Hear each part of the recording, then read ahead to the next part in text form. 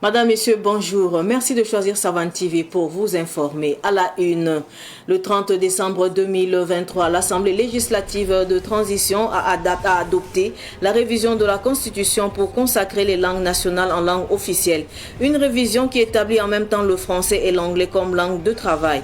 Reste la question de son opérationnalisation. C'est dans ce sens que des experts se sont réunis en atelier pour faire des propositions techniques. La synthèse dans ce journal. L'entreprise Sankmani veut mieux servir sa clientèle dans la ville de Puitenga et attirer de nouveaux clients. Elle s'est implantée dans la dite ville dans la région du centre-est. Vous en saurez davantage dans un instant. Les petits producteurs agricoles de la commune de Nyangoloko dans la région des Cascades peuvent se réjouir. Ils vont désormais acheter des engrais à prix subventionné.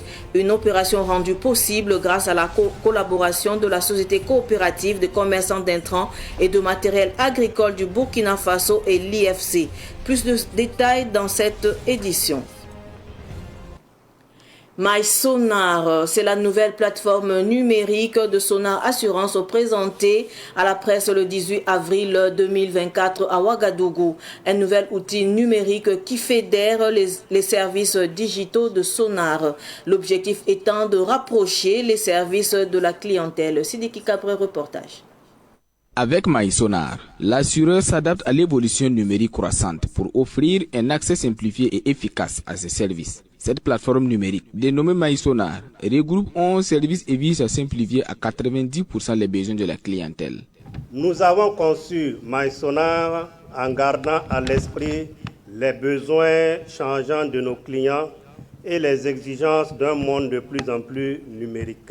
MySonar centralise nos offres d'assurance et permet à nos clients de souscrire en ligne, de gérer leurs contrats et de payer leurs primes en toute simplicité et sécurité par mobile money, Visa et Mastercard. Cette plateforme incarne notre vision de l'assurance du futur où la technologie est au service de la satisfaction client. La sécurité et la confidentialité ont été au cœur de la conception de la plateforme et les premiers responsables l'assurent. Une des caractéristiques clés de MySonar est donc son engagement envers la sécurité des données. Nous sommes heureux de vous informer que cette plateforme a fait l'objet d'un audit approfondi de sécurité mené par des experts indépendants. Cet audit garantit que toutes les données de nos clients sont protégées avec les plus hauts standards de sécurité. MySonar est disponible en version web et en application mobile téléchargeable. Sonar Assurance espère que ses clients adopteront ce nouvel outil digital et comptent sur leur retour pour continuer à l'améliorer. Et puis la caisse d'épargne et de financement du secteur informel est la toute première caisse du syndicat national des commerçants du Burkina. Le lancement officiel de ces activités a eu lieu le 20 avril dernier à Sankariare. Pakistan Mariam Ouedraogo y était. Un bâtiment flambant neuf, constitué de 2 guichets, se dresse dans la zone du marché de Sankariare de Ouagadougou. C'est la caisse d'épargne et de financement du secteur informel. Une caisse ouverte par le syndicat national des commerçants du Burkina Sinat Kombe pour contribuer au développement économique du Burkina Faso. Il était question de réfléchir ensemble et de voir comment on allait mettre en place un outil au bénéfice des acteurs eux-mêmes. C'est dans cette dynamique que les acteurs se sont associés pour mettre en place une structure, une société anonyme, mis en place par les acteurs du syndicat, dont le syndicat même a une structure qui est membre de cette structure. Et cet outil est un bébé qui vient de naître pour apporter sa contribution au développement socio-économique de notre nation, à savoir le développement des activités de ses membres. Une caisse qui va soulager un tant soit peu les commerçants à travers un accès plus facile aux prêts. En tout cas, on est très content parce qu'on attend ça depuis pour faire les petites activités. Parce qu'à l'état qu'on est là, avec les sécurités pour avoir de l'argent dans les banques, c'est un peu difficile. Mais avec cette caisse, on pense qu'il faut nous aider un peu, puisqu'on puisse arranger nos affaires. Voici le carnet, j'ai déjà ouvert mon compte. Donc je demande à tout le monde de venir ouvrir. parce que c'est une caisse qui va aider nous les petits commerçants du secteur informel, que ce soit dans les provinces et puis à Ouagadougou. Voilà, donc je demande à tout le monde de venir ouvrir, qu'avec les petits financements, on peut avoir les financements là-bas. Roch Donatien Nagalo revient sur les conditions d'accès aux prêts. C'est comme toutes les institutions, il faut d'abord être membre, il faut avoir un compte, il faut mériter le crédit, parce que le crédit se mérite, ce n'est pas parce que tu as un compte que tu as droit à un crédit. Donc il faut ouvrir le compte, il faut mener une activité quand même qui va générer des revenus, avoir un business plan bancable et que au moins, comme c'est une structure qui est mise en place par les acteurs, c'est sûr qu'on pourra aussi accompagner nos membres à les formaliser. Aujourd'hui, on parle de micro-entreprises. Au lieu de parler plus du secteur informel, nous tendons à aller vers le formel. Donc, c'est des micro-entreprises. Donc, nous disons que c'est une façon de les organiser, c'est une façon de booster l'économie à la base. Donc, pour nous, les conditions d'accessibilité au crédit, c'est d'abord l'organisation à la base. Dès que tu ouvres le compte et que tu es membre de la structure, c'est sûr qu'il va sans dire que si tes activités vont de bon train, tu peux avoir un accompagnement. Tout dépendra, puisque ce n'est pas nous qui donnons le crédit. C'est une institution qui est mise en place, c'est les responsables qui décident. Moi, Nagalo, je ne peux pas dire donner un prêt à quelqu'un. Mais si le directeur général dit que le client n'est pas bancable, je ne peux pas intervenir pour ça. 2 caisses d'épargne et de financement du secteur informel ont été ouvertes le même jour, c'est-à-dire celle de Sankariare et celle de Tangué. L'ouverture des autres caisses dans les grandes villes du Burkina Faso se fera au fur et à mesure. Plus besoin de parcourir de longues distances pour trouver un service de dépannage quelconque. Une plateforme dénommée Wellman est conçue pour répondre aux besoins d'urgence des demandeurs de services. Wellman offre également des opportunités de travail aux artisans. Wellman a été présenté aux médias le samedi dernier à Ouagadougou. Abdoulaye Kinda y était. Wellman est une plateforme conçue pour mettre en contact les demandeurs de services et les ouvriers dépanneurs. Elle donne une réponse rapide aux besoins d'urgence des utilisateurs. 48 métiers différents sont logés dans cette plateforme. Wellman, c'est bien plus qu'une simple solution. Wellman, chaque ligne de cours, chaque partenariat et chaque fonctionnalité ont été conçus pour répondre à vos besoins, vos défis et vos aspirations.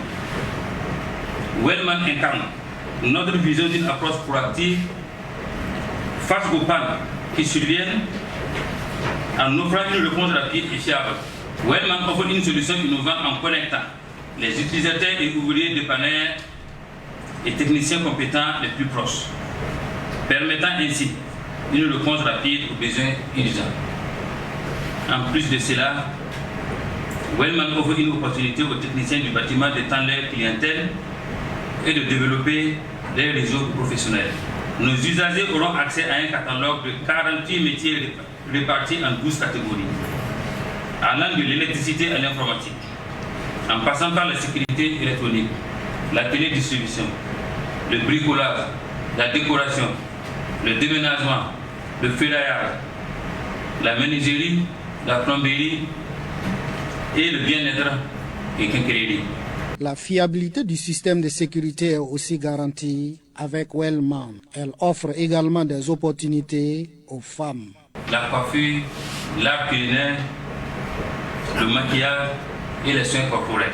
La diversité de ces professionnels disponibles sur Wellman reflète notre engagement à répondre à un large éventail de besoins dans le secteur du bâtiment, tout en offrant des opportunités de travail aux artisans qualifiés.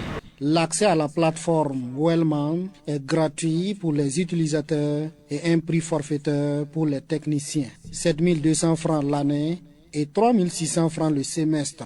L'application va afficher les ouvriers disponibles et leur localisation.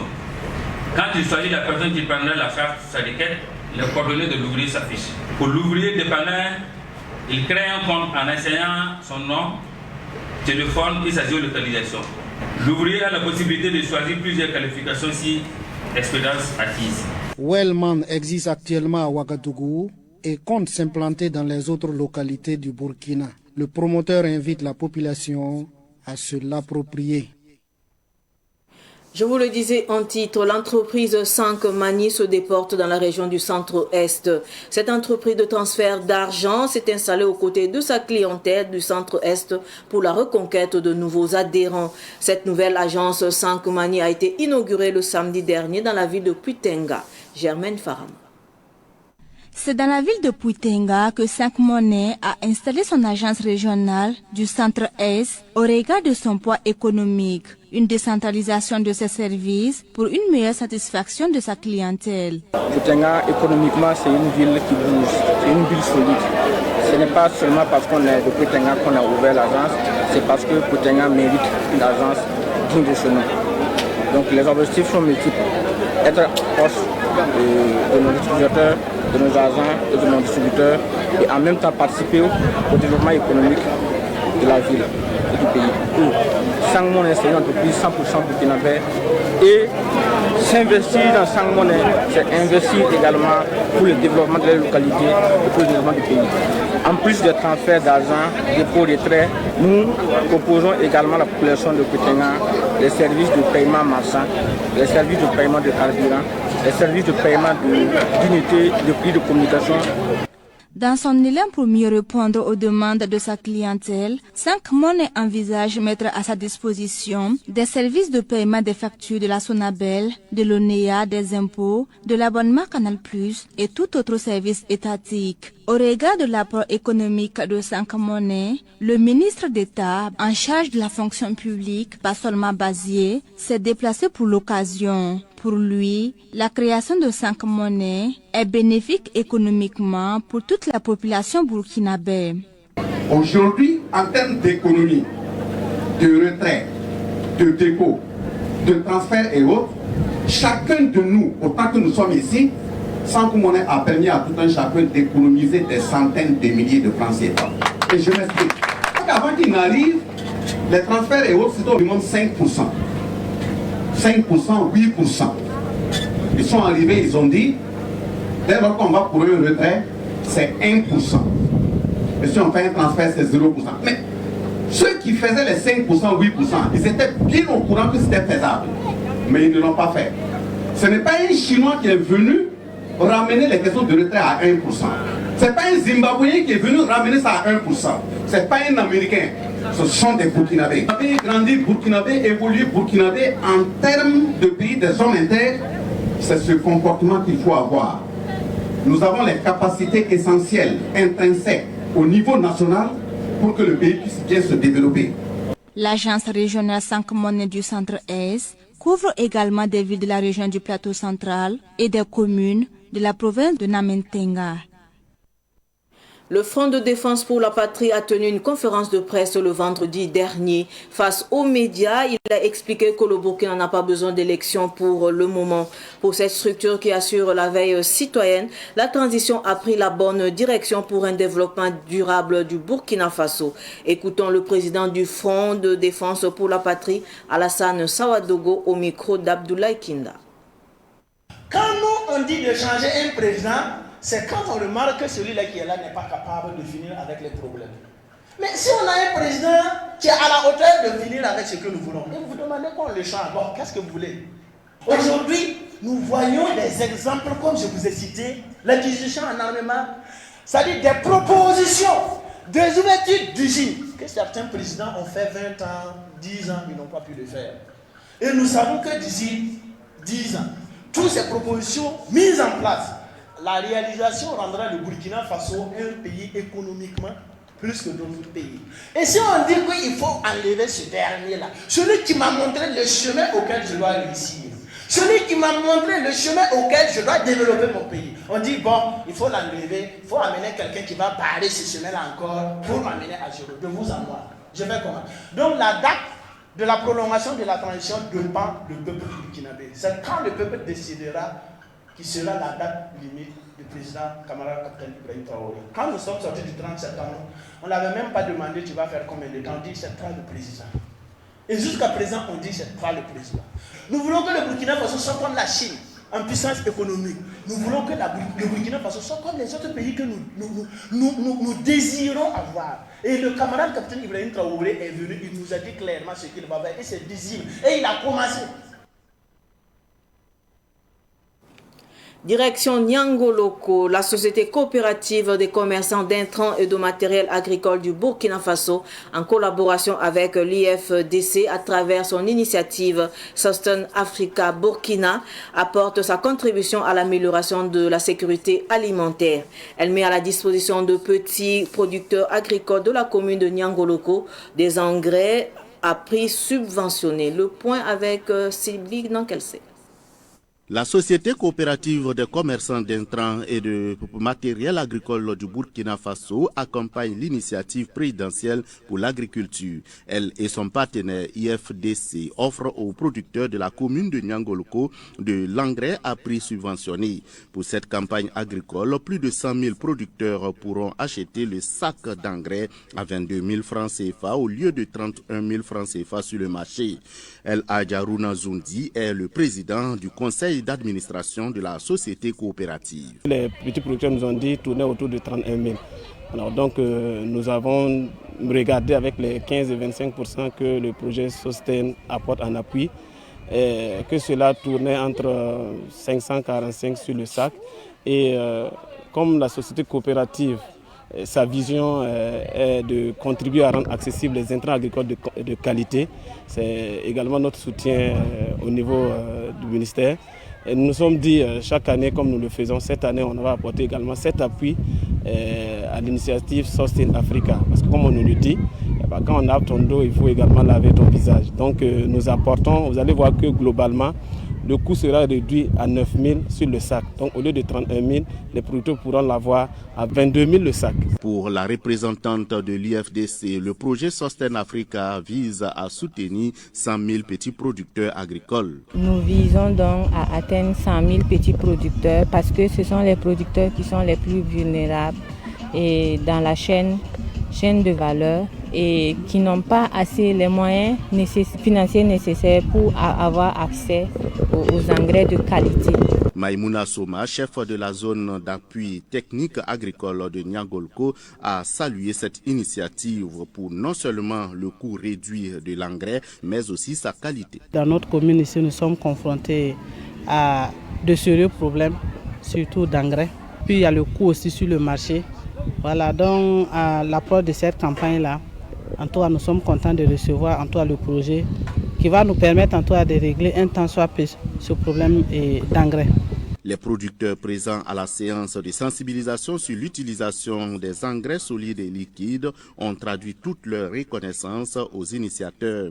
Parmi eux, Michel Kabore. Ici, dans la zone, on n'a jamais payé l'engrais à 25 000 francs, c'est toujours 31 000 à 32 000. Donc sincèrement, nous ne pourrons pas remercier l'initiative, le projet Sustain Africa et puis El Adjarouna Zoundi qui est le Sababou. Que vraiment Dieu les accompagne, que Dieu bénisse cette initiative, parce que c'est le Burkina Faso qui gagne. Cet engrais subventionné au profit des producteurs de Nyangoloko est produit au Burkina Faso par l'usine Top Agro à Koubri dans le Kadiogo. Bientôt le concept méga projet ADM dans les différentes régions du Burkina Faso. C'est un concept pour la promotion de la cohésion sociale, pour le renforcement de la production. C'est ce qui ressort de la toute première session du conseil d'administration de l'association Destin en main ADM. Cette session a eu lieu le samedi 20 avril 2024 à Ouagadougou. Les détails d'Abdoulaye Kinda. Créée en juillet 2022, l'association Destin en main ADM a pour objectif de faire la promotion de la cohésion sociale et du développement durable au Burkina Faso. Elle a pu installer ses bases dans les 13 régions et les 45 provinces. Il est temps de faire le point des activités menées. Nous avons créé, ça fait plus d'1 an, donc il fallait à un moment donné faire le point des programmes d'activité, des rapports d'activité des différentes régions, des 13 régions, qu'est-ce que les différentes régions ont fait et quelles sont les perspectives, quelles sont les difficultés et les suggestions. Cette session a pu accoucher d'un concept, méga projet ADM. C'est un projet d'investissement dans plusieurs domaines pour soutenir la population. Ce méga projet, nous avions dit que nous sommes dans un pays où vraiment le vivre ensemble est important et il faut l'autosuffisance alimentaire. Donc il s'agit des secteurs d'activité dont nous avons l'infrastructure, la pisciculture, l'agriculture, l'industrie, les transports, les routes. Tous ces développements-là vont être pris en compte. Donc il s'agira de voir avec les différents coordinateurs, de mettre en place une unité et avec les différents coordinateurs, ces différents projets vont être logés dans toutes les régions.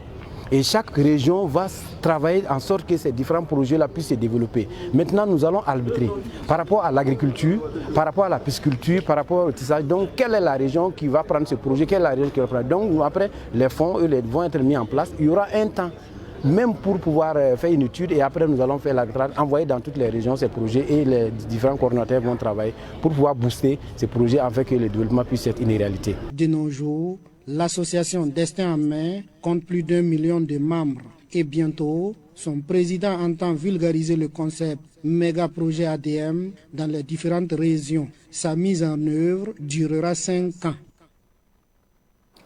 Je vous le disais également en titre, des experts et personnes ressources étaient en travaux pour rendre opérationnelle l'officialisation des langues nationales. C'est à travers un atelier qui s'est ouvert le 15 avril dernier à la direction régionale de l'éducation nationale de Koudougou dans le Boulkiamdi. Pakistan Maria Mouedrago nous en dit plus. Des experts et des personnes ressources ont travaillé et formulé des propositions pour l'effectivité de l'officialisation des langues nationales. Des travaux menés au cours d'un atelier de 5 jours à Koudougou. Ces propositions s'inscrivent dans la vision de la transition à court, moyen et long terme. Nous avons eu droit à des communications. Nous avons travaillé dans des ateliers avec des consignes bien précises et nous avons fait des restitutions et un rapport a été élaboré. Nous avons fait des propositions techniques d'abord et charge maintenant à l'autorité d'arbitrer et de diffuser. Après l'étape des propositions des experts et des personnes ressources, la seconde étape porte sur la validation et l'application. Cette mission revient à l'autorité.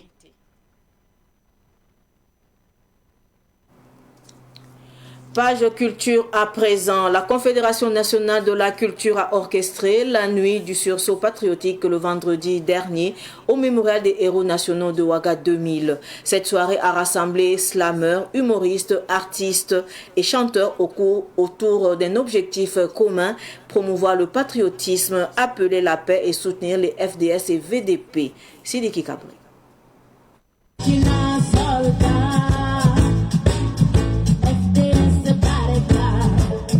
Le mémorial aux héros nationaux, illuminé pour l'occasion, symbolise plus que le divertissement. Il représente l'outil culturel qui combat les racines de la haine et de la guerre. La culture, en tant que fondement de la société, offre un chemin vers la paix. La réussite de cette nuit de sursaut patriotique témoigne de l'engagement profond des acteurs culturels en faveur de la paix. Parce que les gens voient toujours les artistes que nous sommes comme les gens qui font juste le divertissement et tout. Mais non, nous sommes les garants de cette culture-là. Et à travers cette activité, nous faisons encore la promotion de notre culture, le ciment de notre société. Et encore galvaniser les gens, sensibiliser les gens qu'il faut qu'on puisse soutenir le gouvernement qui se bat pour amener la paix. Et chacun doit être acteur, chacun doit être BDP à sa façon et pour vraiment contribuer que cette paix soit consolidée. Les acteurs culturels sont unanimes. Sans la paix, aucune expression artistique n'est possible. À cet effet, une collecte de fonds a été lancée il y a 3 mois pour soutenir cette cause et les acteurs culturels burkinabés encouragent la population à contribuer davantage au fonds de soutien patriotique. La paix n'a pas de prix. Voilà. Les 5 francs, les 10 francs, les 100 francs, les 1000 francs, le peu d'argent que nous enlevons pour contribuer, pour soutenir l'effort de paix, il ne faut pas considérer que c'est comme si j'enlevais de l'argent et qu'après je n'en aurais. Non, cet argent contribuera en quelque sorte de payer des armes pour consolider la paix, peut-être aussi d'investir même dans des projets de sensibilisation et de cohésion sociale. Donc le petit geste que nous faisons est très très très important pour la maison commune que nous sommes en train de construire. Donc c'est le message que nous sommes en train d'envoyer. Le ministre de la Culture, parrain de la cérémonie, a affirmé que bien que les forces de défense et de sécurité sont en première ligne pour remporter la guerre, c'est la culture qui détient les clés de la paix durable. C'est pourquoi Il invite ainsi les acteurs culturels burkinabés à mobiliser leurs compétences collectives pour construire un Burkina où la cohésion et la paix seront rapidement restaurées. Ensemble construisons un Faso meilleur pour des générations à venir. Parlons à présent de la promotion de la culture des Koromba. Les filles et fils de la commune de Koromba se laissent découvrir au musée national. C'est la 3e édition des journées Koromba de Ouagadougou JKO. Elles se sont tenues du 20 au 21 avril 2024 sous le thème Culture, cohésion sociale et résilience au Burkina Faso. Quel apport du peuple Koromba? Les détails avec Daouda Yamou. Musique traditionnelle, défilé de mode, hymne national burkinabé chanté en Koromba, visite des stands sont entre autres les temps forts du lancement des journées Koromba de Ouagadougou JKO. Des journées qui visent à la promotion et à la valorisation de la culture de la communauté Koromba, une ethnie autochtone du Burkina. Après l'ouverture de ce mois du patrimoine, je pense que c'est une activité déjà qui, en tout cas, rentre dans ce que le musée même aurait souhaité d'une certaine manière. Et ça aussi, c'est déjà un apport. Nous espérons que durant tout ce mois, qu'il y ait d'autres communautés, en fait, qui puissent aussi venir présenter. Parce que quand on parle de patrimoine, il faut comprendre qu'il y a le patrimoine matériel et immatériel. Ici, vous avez l'expression de ce patrimoine Koromba à travers ce qu'on a eu comme exposition d'art visuel et autres, tout ça. Et bien sûr, le patrimoine immatériel lorsque vous avez vu musique et danse Koromba. Nestor Kaoun, représentant le ministre d'État en charge de la culture, tout en saluant cette initiative, laisse entendre que de telles initiatives favorisent la paix, la cohésion sociale et la solidarité au Burkina Faso. Le ministère ne peut qu'encourager ce genre d'initiative. Et particulièrement, quand on parle du peuple Koromba, c'est l'un des peuples les plus affectés. Et déjà, la tenue de cette édition montre une résilience. Et ça montre qu'effectivement, ils tiennent toujours à la culture qui est la racine de tout. Nul ne peut abandonner sa culture et devenir une personne intègre. Et aujourd'hui, nous parlons toujours d'endogène. Et notre ministère soutient ces initiatives qui militent aussi à notre contribution à ce qu'on appelle la récupération de notre territoire. Nous sommes dans une période où réellement tout le monde cherche à découvrir vraiment son identité. La majorité des Koromba sont originaires de la région du Nord, du Centre-Nord et du Sahel. La plupart portent le nom de famille Konfé, Komi, Savadougou, Ganame, Balkouma, Badini, Tao, Boyna et Kergué.